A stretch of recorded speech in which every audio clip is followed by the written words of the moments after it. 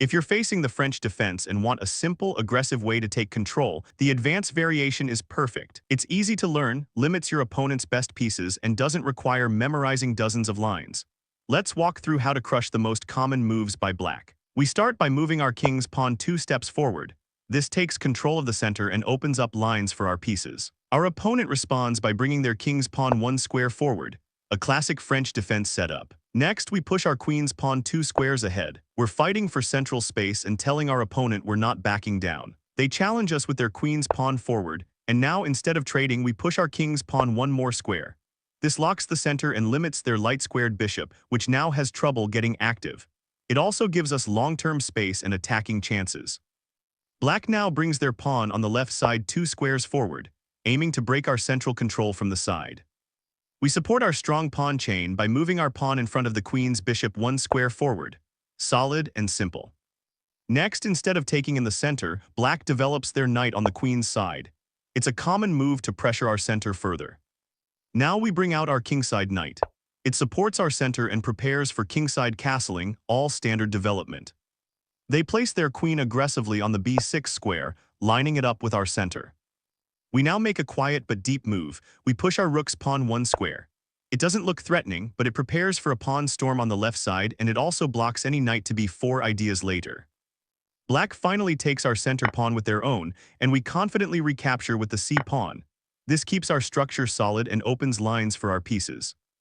They now bring their other knight, this time from the king side, onto the e7 square. Now both of their knights are aiming to control key squares. We respond by developing our other knight, bringing it out to the c3 square. This not only strengthens our hold on the center, but also increases pressure on their queen and queen side. Now Black brings their other knight to the f5 square. This looks like it wants to jump in, but we have ideas of our own. We swing our queenside knight out toward the edge of the board, hitting their queen directly. They're now forced to react. They move their queen to the 5th rank and check us.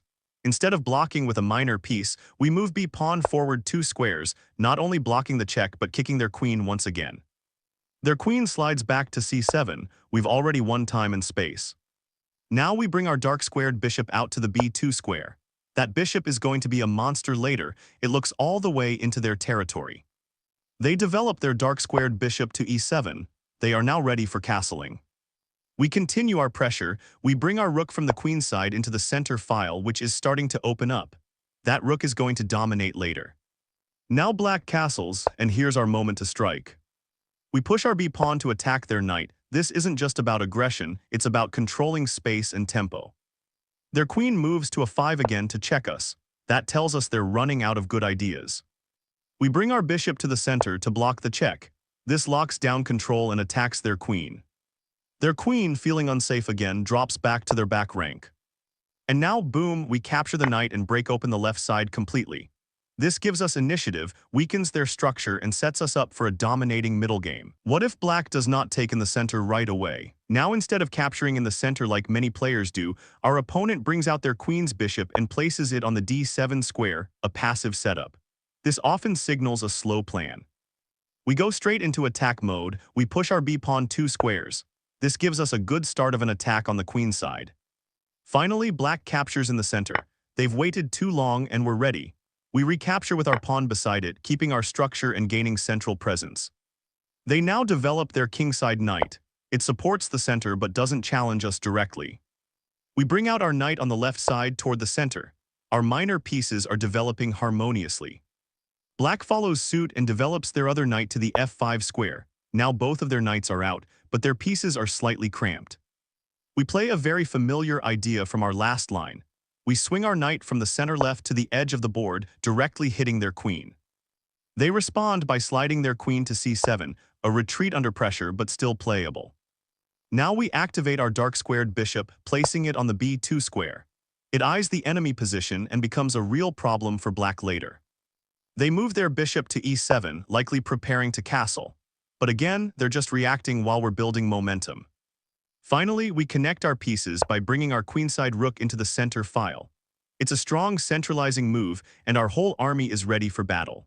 If you play the advanced French, you must know this line. It's the best engine move for Black. Here comes the critical move. Instead of developing like usual, Black brings their kingside knight to the edge of the board. It looks awkward, but they're aiming for tricks and pressure, so we must respect it. We develop our light-squared bishop onto the center, placing it behind our pawns. This eyes their kingside and gets ready to castle. Now they capture in the center and we don't blink. We immediately castle to safety. There's no rush to recapture yet. They develop their light-squared bishop to a calm square behind their pawns, supporting their structure. Now that we're safe and developed, we go for expansion.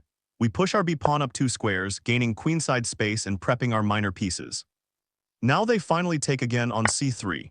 We recapture quickly with our knight, keeping everything connected.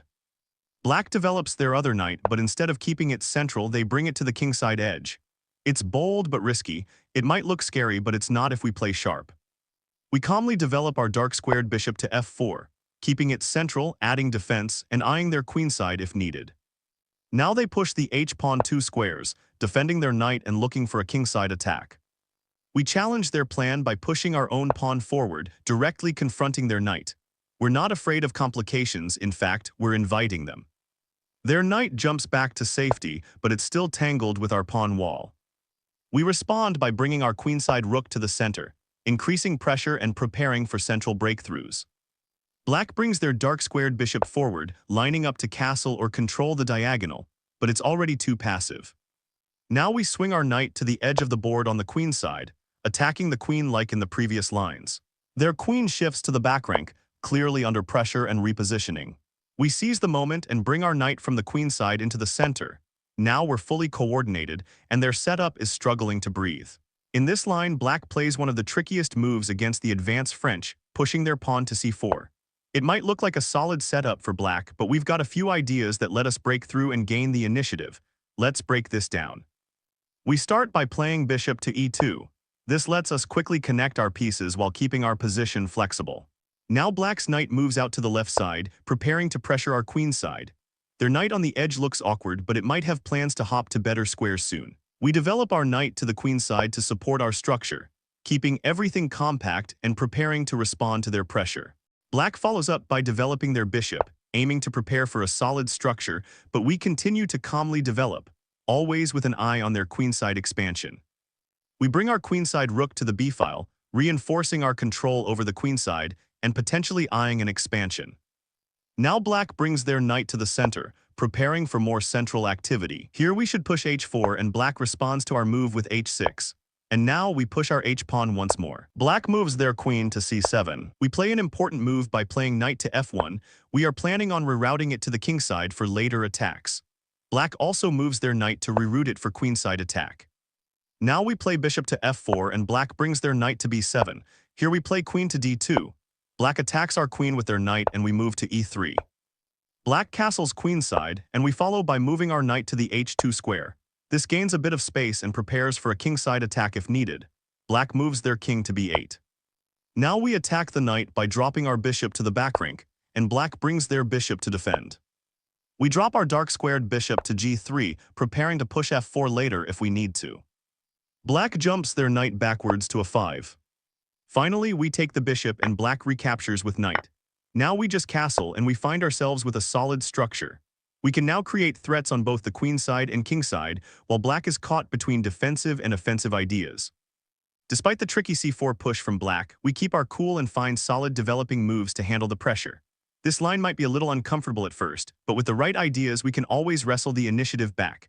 If you want to keep improving your opening game, check out the full Chess Opening Guides playlist for more deep dives into critical lines like this one. Don't forget to like and subscribe.